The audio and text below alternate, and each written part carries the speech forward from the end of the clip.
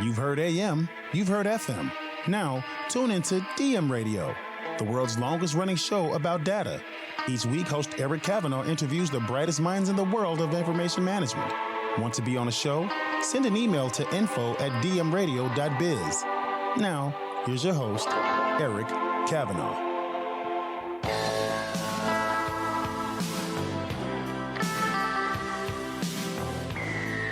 All right, ladies and gentlemen, welcome back once again to the longest running show in the world about data. It's called DM Radio. Yours truly, Eric Kavanaugh here.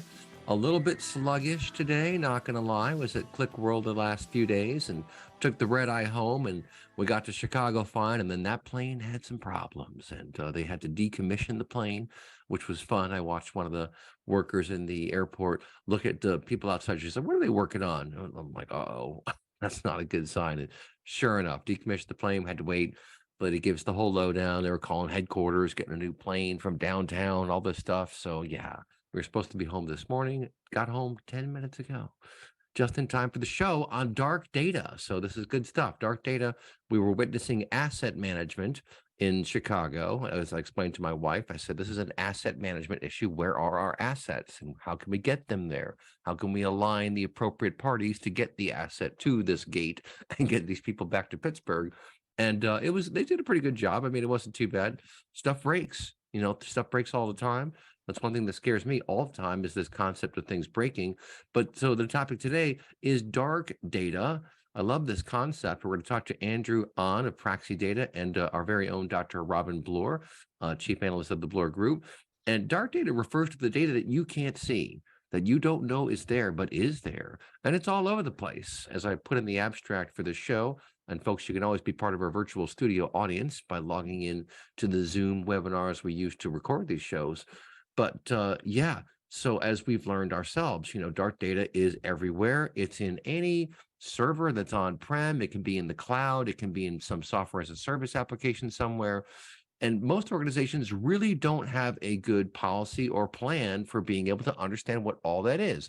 We do have data catalogs that have come out and become very significant in the marketplace, but even that's probably for 20% of the data, maybe 30%. There's still that other 70 to 80%, a lot of it in unstructured documents.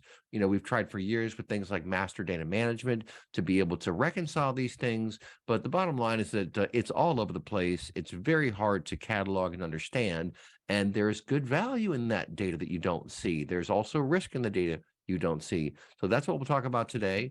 And let's bring in our friend Andrew Ahn from PraxiData, former Hortonworks guy who was the Atlas person, the metadata tool from Hortonworks. So he's been around the block a few times and knows quite a few things about this whole industry in this space, and specifically about how difficult it is to get things done the old-fashioned way. So Andrew, with that, tell us what you've been doing and how you help companies illuminate dark data. Thank you for inviting me. Great to be here. Yeah, so I'll try to keep it brief, but I think a lot of folks know what dark data is all about.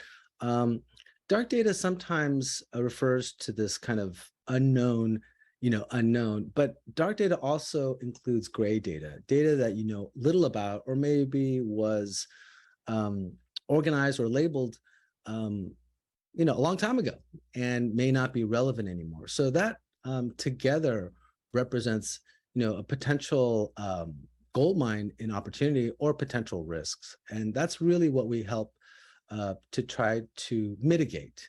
And we do that using different techniques. So PraxiData is able to automatically profile and provide meaning. We automatically label data. We do this in a different way. Many companies are able to do this. Many tools can. We focus specifically on certain verticals, specific use cases. So we can provide pre-trained libraries to do this matching and provide value much more quickly. And because we focus on a narrow band, we're able to provide much better matching capabilities, much less training required, practically none. Comes pre-trained. We have a subscription, so we're always updating it. So we think that's the right way to tackle this problem.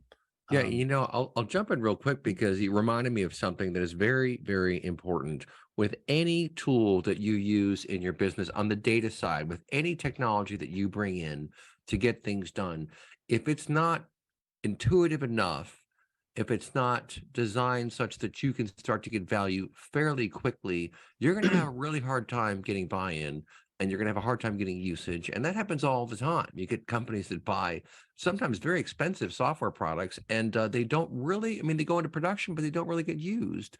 And, a critical component to me is how quickly can you get us rolling with something that's going to show value. And it seems to me that's something you've learned over the years of being in the enterprise software industry, right? Oh, absolutely. Thanks for that leading question there. I appreciate that. Yeah, I think that's one of the critical areas in the space that's not being addressed. We have really great tools. We have great, workspaces to create ML and get these insights. But, companies spend a lot of time ramping up, and that's just lost opportunity, right? That's time that you could be conducting new campaigns or tying up very, very valuable resources to organize that data. You don't want to make this tool so complicated that you have to change the way, companies do things. We talked about that actually before the show started. If the context that that an organization already has is fundamentally different than this tool is designed for, that dissonance causes a lot of friction, will result in failure for a lot of deployments. It will either lengthen the time of deployments to from months to years in some cases, or it could basically make that project fail. So the key really is to get rolling, get on the ground, show value quickly. And if you can do that, you get buy-in, and then there's excitement, and then there's also additional benefits you can get from it. So I 100% agree. Yeah, one other thing I'll point out there for the audience to kind of help them understand, almost everyone who's been on the interwebs understands a search. You go and search for something.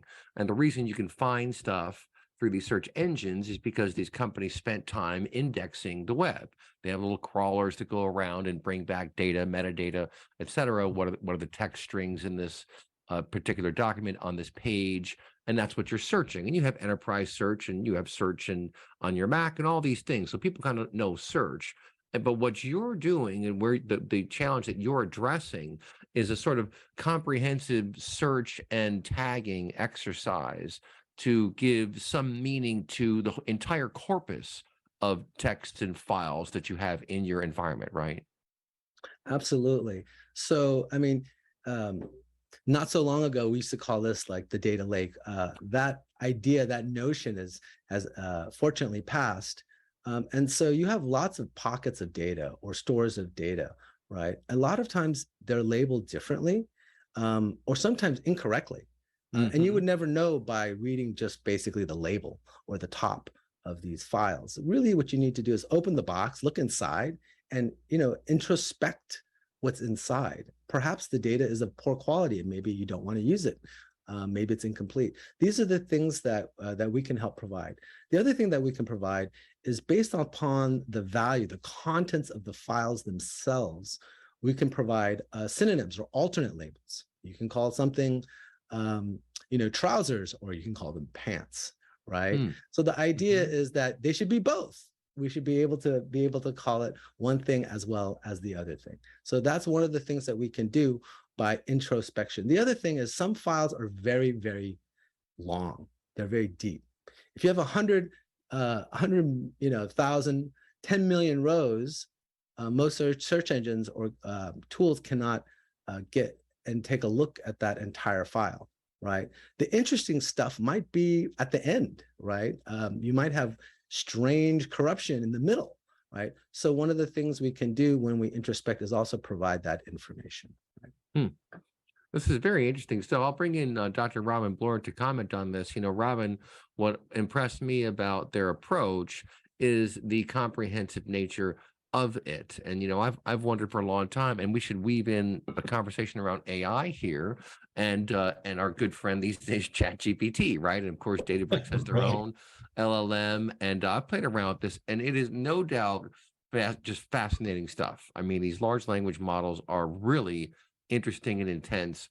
But the key to remember is that if you're going to point AI at your data, some algorithm to find some pattern, to enrich some process, you really should know what you're pointing it at.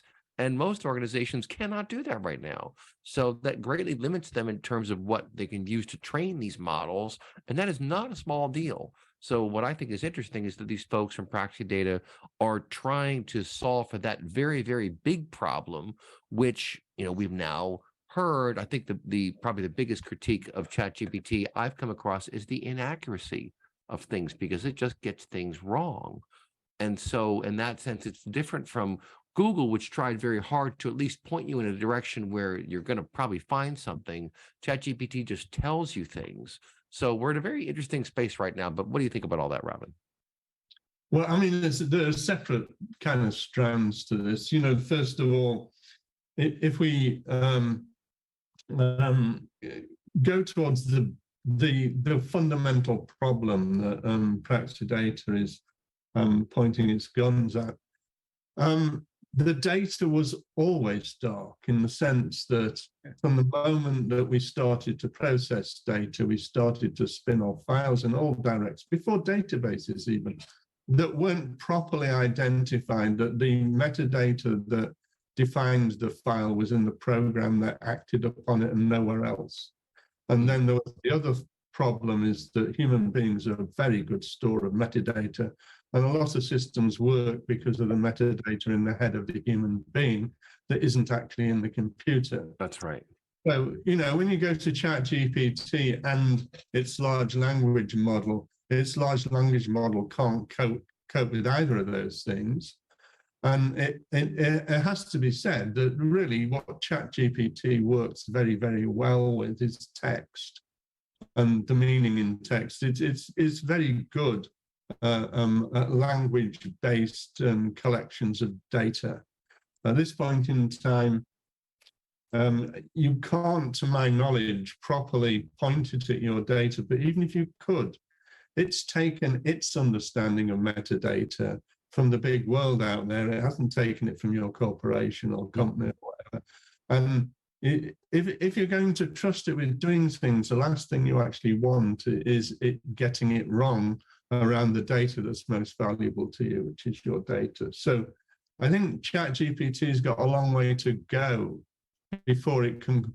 Probably you need a version of it that it's like, you kind of think it's very smart in some of the things it does, but you need a version of it which is right to stop it thinking about all of these things, and I want to add in my corporate data to it and see what it can come up with, because of the way it works, because of a large language model is a powerful piece of AI. It could come up with useful stuff, but at this point in time, it's immature to that. And it'll get there, but if it's going to get there, it actually needs what PraxiData is doing. It needs a rich ability to define local meaning. Yeah, and you need, yeah. That's an excellent point. And, Andrew, I'll bring you back into this. This whole concept around collective intelligence has been around for a while, but it seems to me to be very timely right now. And you see it, for example, with Google when they would have their Google address. I think maybe Yahoo even did this too, where they'd have their thing of, is this your business? Claim this as your business, right? So here they are putting out what they think is the view of the world, but inviting the endpoints, the consumers, the individuals, to correct them if they're wrong. And that's what you want, right? That's the kind of system you want for your information and your enterprise data environments, right? You want to know what you have, but be able to append files, or in the old days, you would just overwrite them. Now you just kind of append that stuff ideally. So you have an audit trail, the transformations, et cetera. But that's the goal. And the point I was kind of driving at is that before you figure out a way to point AI at all your data, you better know what you have out there. Otherwise, you're going to have a very unpleasant experience at some point in time. What do you think? Oh, that's a very great observation from both of you. We're actually cooking up something that we will be announcing soon to address some of those concerns. And actually, it was great to hear Dr. Bloor mention that. Yeah, I think that's absolutely right. One of the things you don't want to do is point your data at point your AI at bad data, right? We all know what happens when you put garbage in. So the key that for enterprises, which will have typically larger data sets than the public domain, right? If you have really, really big files, something like ChatGPT cannot penetrate that and understand that in a way that's contextually accurate. So consequently, the results will be inaccurate. So this whole notion of correctness is a really, really big concern. If you're using some kind of generative AI to come up with trends or patterns to use as a data point for insurance premium calculations or risk models, it's really critical that you get those, you get that correctness, under control. And the way you do that is to control the source data. Right? You want to omit or exclude bad data, right? That will 100% skew your results. So I think that's kind of the primordial requirement for turning AI loose on your enterprise data. The other issue is around permissions. Without this notion of permissions, you're going to potentially get unintended consequences. So depending on the asker of the question, you really do need to tailor the results. And this notion of security and permissions to those source data assets is really critical. And that's something that we can provide. We can talk about more of exactly how we do that, but that's, I think, one of the critical pieces missing today. That's a good point. And, it gets back to something I've wondered about for a long, long time, which is when you think about databases, especially older databases, as closets where you're keeping things. Well, just think about your closet. I mean, there are some people out there who have very well organized closets. I'm not one of those people, right? and disorganized closets really are depressing, honestly. I mean, if I think about it, it really bothers me. I'm like, oh, I can't think about the closet. Don't worry about the closet right now. There's too much stuff in there, and it's just so unwieldy. And that's the reality of data in these information landscapes, especially for large organizations. It's just all over the place. Copies of the same data too. What's the number? Someone came up with 6 copies of every file on average is somewhere in an organization or in their cloud environment. This is a huge, huge challenge. As I mentioned, data catalogs tried to focus on certain critical components in the sort of ontologies, if you will, or the schematics, but nonetheless, not at the scale that you're talking about, which is to really understand what's out there across the spectrum of these source systems, of which there are hundreds, sometimes thousands, even tens of thousands. Folks, we're talking all about corralling that data, the enterprise data, finding the dark data. We'll be right back. You're listening to DM Radio.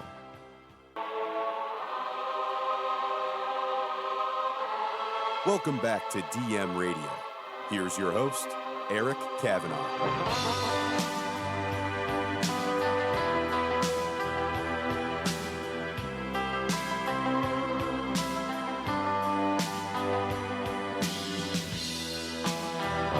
Folks, back here on DM Radio, talking all things dark data today with Andrew Ahn of PraxiData and good old Dr. Robin Bloor of the Bloor Group. And Andrew, in the break, we were chit-chatting about these huge files, and just always make the analogies I like to make to make this real for people. Think about in the early days when you were playing around with music files, or even just a few years ago, movie files, for example. You want to port them over from your computer to your CD-ROM writer. Remember, we used to always burn CD-ROMs back in the day. And it just would go on and on and on. And then the file would get corrupted. You'd go to use it and it didn't work. And that's the problem of girth in the data world. You get these big files and they just send systems cattywampus and stuff doesn't work.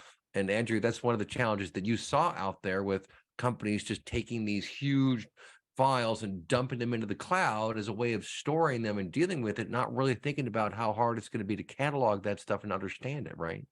Absolutely. And it really locks away that application or institutional knowledge. It ties it with that file and that application. So it also has another unintended consequence, which is because it makes it very hard to become accessible to other tools. Tools like ChatGPT can't address them. So all those gigantic mainframe files, guess what?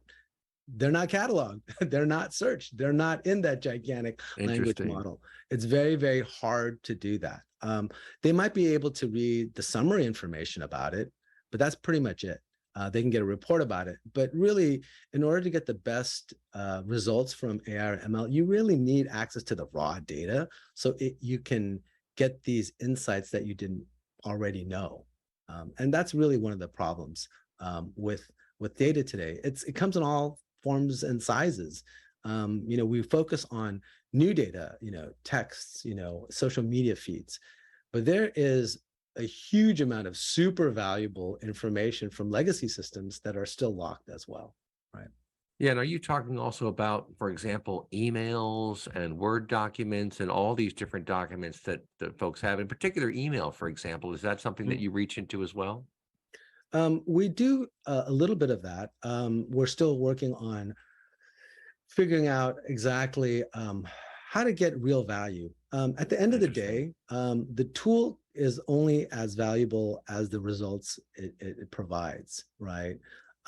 That's really going to provide true value and staying power. So we're looking for, as I mentioned earlier, we're really focused on narrow use cases, right? Deep expertise, right? So if it doesn't fit that scope, then perhaps we'll leave it to other companies to sort through that. But we really are trying to figure out something that would be, really advance the central mission.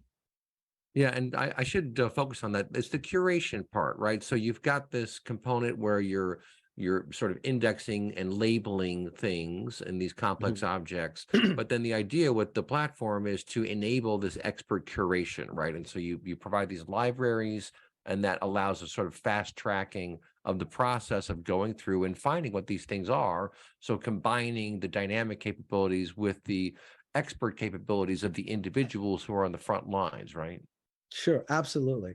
Yeah, so we want to make something scalable, basically give these analysts superpowers. So it doesn't matter how much data they're having to deal with. They don't have to scale the people because you can't. And so that's what we provide. We provide them, a force multiplier. So we surface things that matter, so you can get your arms around it.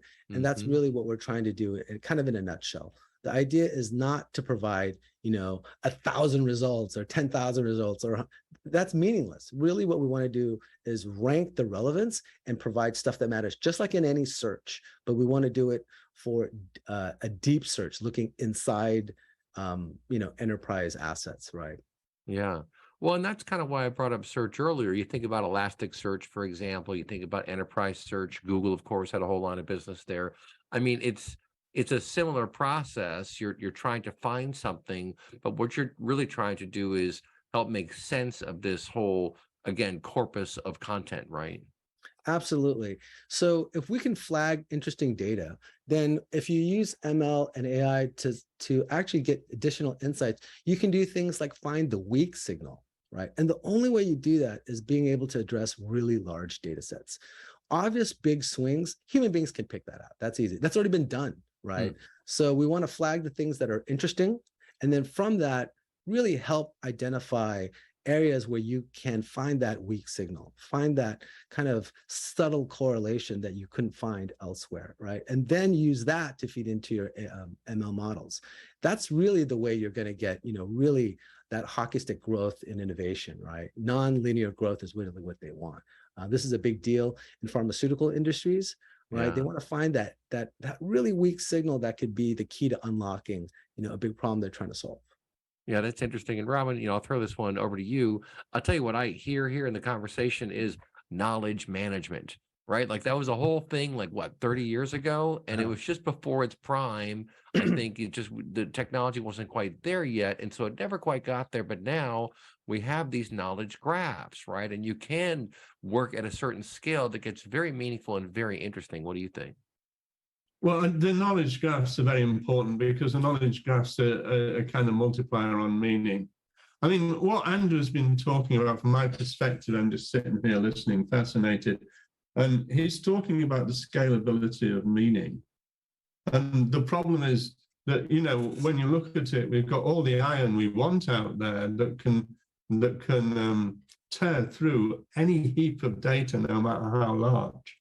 that it actually doesn't have a sufficient quantity of meaning, it's not going to be able to do anything useful with the data.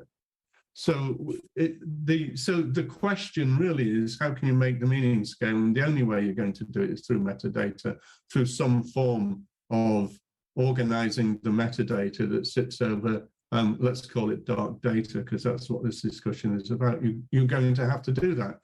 And you're also, and this is also a bit of a disappointment really, but you're also going to have to involve human beings, because sometimes the metadata you need in the human beings and not actually on the computer. So you're going to have a manual element where human beings tell you that, oh, it's this, not this, and that's got to be automated, because, human beings, if it's not automated, they can't do anything nowadays. No, that's a good point. And, back to the, what always gets me excited is discovery. That's what I enjoy, is discovery. Now, you want to have a certain context. And so, Andrew, maybe why don't you talk about some of these particular use cases and some of the alignment that you can get by providing these libraries. So, you could possibly call it a taxonomy, but really it's a library of entities and their synonyms, right? Such that you can then build functions that would apply to both these entities and those represented by their synonyms, and thus have a more cohesive approach to policy management. Is that right? Yeah. And if I can make the next leap, and we kind of talked about this before, the idea is that this institutional knowledge, this metadata that you're accumulating, this enrichment of the data, currently it's locked up in applications or in people's heads. Mm-hmm. Really what we want to do is tie it to the data itself, because the data is moving, it's transforming, people come and go, but you want to lock it up at the right place, right? And applications are not the right place, because as everybody knows who's probably listening to this, everybody's in the process of, decommissioning some legacy system or integrating. That's never going to end. And with that realization, we have to figure out a way that we can make that metadata persist, that institutional knowledge persist with the data, right? And that's really the key. One of the things we do is we are constantly improving the matches that we make to provide more insight. Well, that's just going to go into the metadata. So the applications you have, the reports that you currently have, the dashboard you have, just get better. And that's really what we want to do.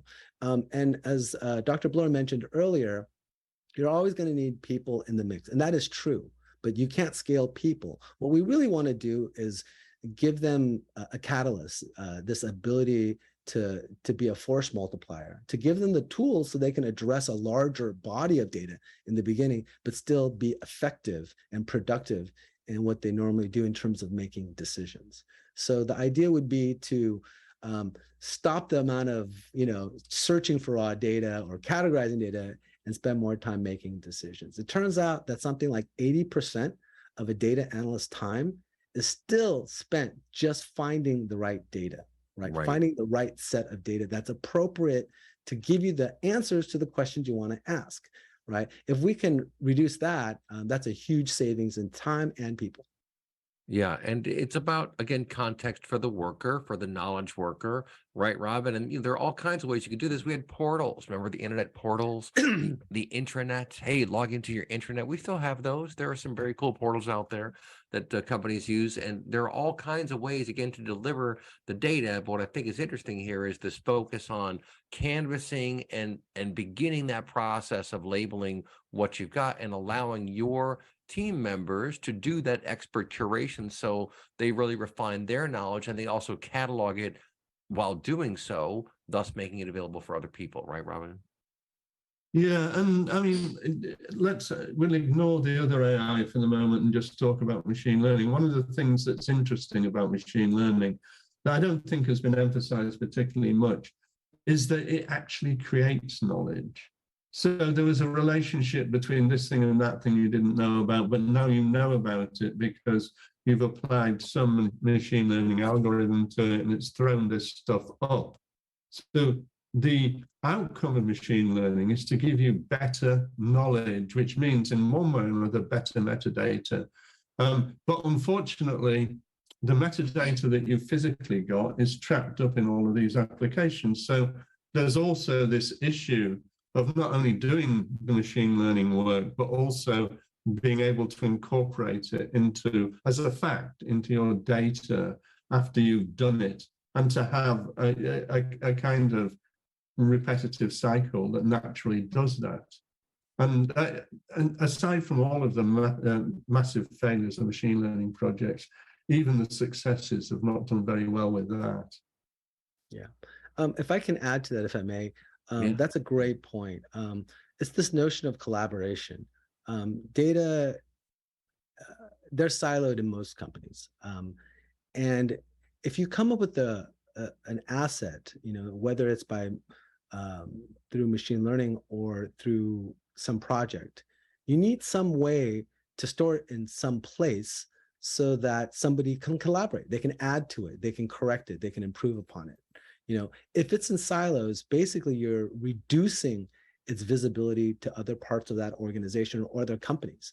Let's say we're trying to solve something that is a global health issue. Well, wouldn't it be great if we could share all of our data and it didn't matter the way we labeled it or named it? Of course. And that's exactly the point that we want to get to. If somebody does some machine learning and finds some interesting aspects of that data, commonalities, differences, if it's stored somewhere, somebody can pick that up and use that for a different purpose, right? This happens in pharmacology as well as many, many other contexts. Yeah, it's data access, it's insight access, right? And what you're trying to do is grease the tracks to facilitate the reuse of data and of insights across different applications, across different environments, because what you don't want, to your point, is to have all that context trapped in a particular application or even in a particular user's login to a particular application, right, Andrew? Yeah, and you don't want to redo the work. Like, if it's Right. already done, why not pick up where somebody else left off, right? Hand the ball off to somebody else and they can do something with it. And now it's available for somebody else to, riff on and make, additional insights.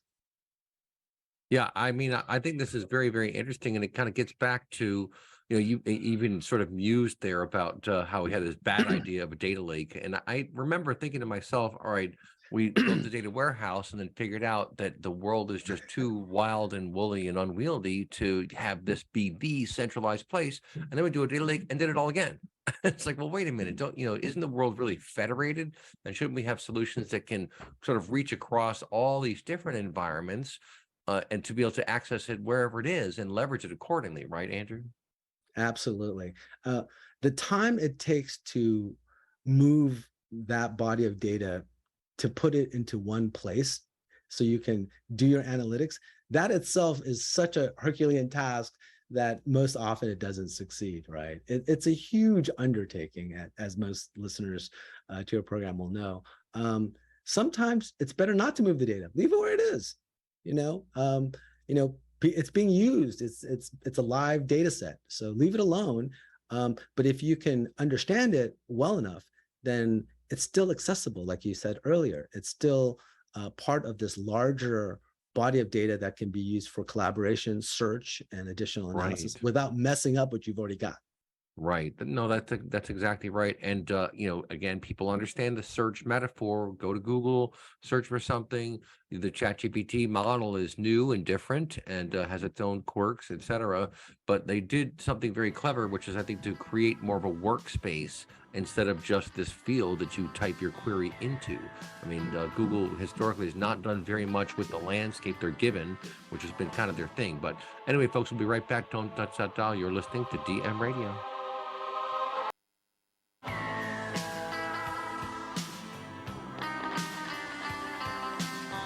Welcome back to DM Radio. Here's your host, Eric Kavanaugh. All right, folks, welcome back to DM Radio. Yours truly, Eric Kavanaugh, here with Andrew Ahn of PraxiData and Dr. Robin Bloor today, talking all things dark data, the data that you don't see. It is out there. It's in lots of different formats, on different file systems, and on different boxes in the cloud and applications. It's all over the place. And getting your hands around it is not the easiest thing to do sometimes. And just visualizing it can be a challenge, right? And Andrew, you've got this concept of a data map that you talk about, and is your map impossible to navigate? Well, navigation is also a very interesting challenge, right? So the more complex the schematic becomes, the harder it is to understand.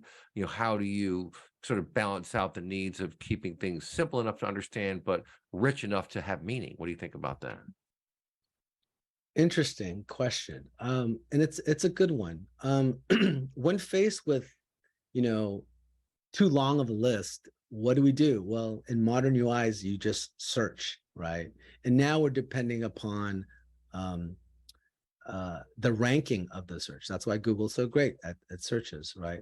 Right. Likewise, for enterprises, that map becomes less and less valuable unless it's already filtered. And that's the key element here. You need to keep things into a manageable size. Human beings can only address so many different choices before bad things happen. And so usually the things that matter are not that many. It's a handful. So despite the scale of the data, despite the scale and the elements on your map to navigate, you only really care about a few things at any given time.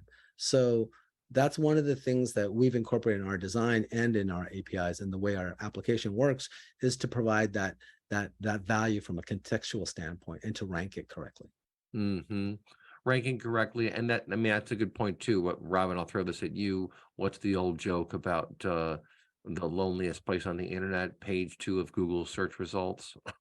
Like, who gets to page 2? And these days they have so many freaking ads. I mean, it's unbelievable. For some hot topics, you'll do your search and there will be like 7, 8, 9, 10, 11 ads before you get to the first non-ad piece of content, which I think also is kind of hurting their business. It's the downside of success, I suppose, because they've done so well in selling stuff, but now, like, is that another ad? It's getting hard. I mean, just as an aside, I was kind of impressed that on YouTube, they've been able to greatly ratchet up the commercials per hour of content than you had on TV, which was already a ton, like, unless you pay, like with cable. But anyway, I digress somewhat. The point is that, to Andrew's point, you can only see so much. And so that context is really, really important, especially context within the context of a workflow of a particular business process, right? Yeah, right.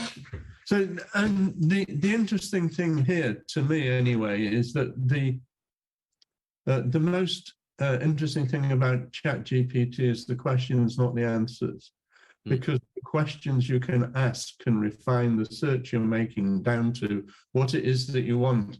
And the signal noise position, as in respect of its answer, is just really very, very good. It appears with no adverts. It even appears with no extraneous words. The only thing you have to worry about is its source. But so, that's turned search into intelligent people able to ask intelligent questions and get really good responses. I do not use Google anymore to search for anything because I'm a researcher, basically. To research anything, I don't use Google anymore. It's hopeless. And that's an interesting thing after a fashion, because the same problem goes for any heap of data. The fact that ChatGPT has got a good solution for the internet in the large language sense is great, but it doesn't have anything it doesn't even look to me like the correct technology for the same thing, which is what I would like to do as an individual in the corporation, is ask intelligent questions that are very well refined and have a very, very swift answer without having to go through any kind of manipulation of the data in order to put in, a data lake or a special database or whatever, in order for me to answer the questions I want. I just want to have a kind of conversational interaction with the data. That's what is going to happen in the end, irrespective of who provides what technology for it. Because ChatGPT is going to make the corporations, as they've done before, time and again, ask for, I want something like that does this to my data. And they'll ask ChatGPT first, but ChatGPT hasn't got an answer to that. So they're going to look elsewhere. That's very interesting. And so I was at the Click World conference the last few days, and I was talking to Dan Bessett from, I guess he's from IDC, and Sean Rogers and a couple other people. And we were just talking about where things are going. And my big question is what we've kind of discussed here is, well, will these large language models provide enterprise value until you can do a sort of single tenant engine for your company that is yours inside your walled garden? And at that point, it gets very interesting. And I think, Andrew, what you're providing could be that intermediary layer that allows an engine like an LLM to kind of weave in and understand and connect those dots, because that's where it seems to be making mistakes. Like when it told me that I wrote 3 books, which I've not yet written, at least, it conflated me with someone else.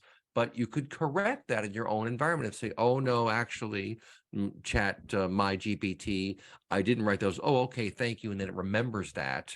Right. I mean, that's a sort of big picture vision of where these things are going. But, just getting back to your particular use cases, there's a lot of value in not reinventing wheels and finding out who has worked on a problem in the pharmaceutical trying to treat MS with this particular protocol or these particular features. That's a very complicated search for a traditional search algorithm to do, but not with a solution like yours or this layer of abstraction of metadata, right? Oh, absolutely. And each enterprise is going to have a very specific type of vocabulary, right? That is not used in the public. If you ask, Google or other search engines very specific technical questions, you might get the answer, but it's going to be buried amongst a lot of noise, right? Whereas inside your walled garden, you've already kind of focused on certain types of use cases or certain domains. And so the results you get back will just be better. It's going to be contextually more accurate and more relevant. And it's going to have refinement with perhaps proprietary ideas or concerns that you cannot make public. But because it's private, you can get this higher level of tailor fit answer. The context will just be better because of that. And over time, it will be quite a huge asset. If it is internal, those assets can then, of course, be saved, elaborated on, and built upon, kind of as we were talking about earlier. So if you're able to do this, and I like what Dr. Bloor said, having a conversation with your data, if you can save that and share that and collaborate with that, that itself becomes an asset that is very valuable to an organization. Yeah, I mean, this is really a fascinating time. If you look at, just to make another analogy here in GitHub with Copilot, right, where it's kind of helping you write code, like, oh, I think you're trying to write this. I think you're trying to do this kind of functionality. And it'll kind of help you say, hey, how about this? How about that? These are suggestions. And I really think that is the direction of AI in general. But again, the AI will only be as good as your knowledge management practices and data management practices and awareness. And that's the missing ingredient, I think. So I guess what I'm saying is I think that what you've built here can be a great layer of abstraction for managing the meaning of things and doing so at scale, where again, you can apply certain functions like around PII, for example, that would then at least reach across the spectrum and tag everything appropriate. And then you can, of course, go in and manually untag things in search. And that's what the people need to do. You're training the model. You're ever refining the model over time, right, Andrew? Absolutely. Absolutely. Another thing that we can do to get to this idea of this abstraction, this metadata layer, is that we're able to, of course, get understanding and insights about data that maybe something like a chat GPT can't. It's not able to penetrate really large data sets. And so we're able to do that. And we can provide the metadata that it otherwise wouldn't be able to get. So there's more tools in that toolbox for an enterprise with PraxiData for generative AI than perhaps just, the public version. Well, and it is sort of a call to arms here. I mean, we were kind of talking about that. ChatGPT and it being rolled out now is a call to arms to other players. I will say Elon Musk, when he called for a pause in development. I was like, you're kidding, right? Are you being serious? Yeah. is this the Babylon Bee or something? What are Yeah, you talking about? No way that's going to happen, buddy. No way, 100%. But it's wonderful, interesting times. Always great to have Dr. Robin Bloor on the show. If you want to be on the show, send me an email, info@dmradio.biz.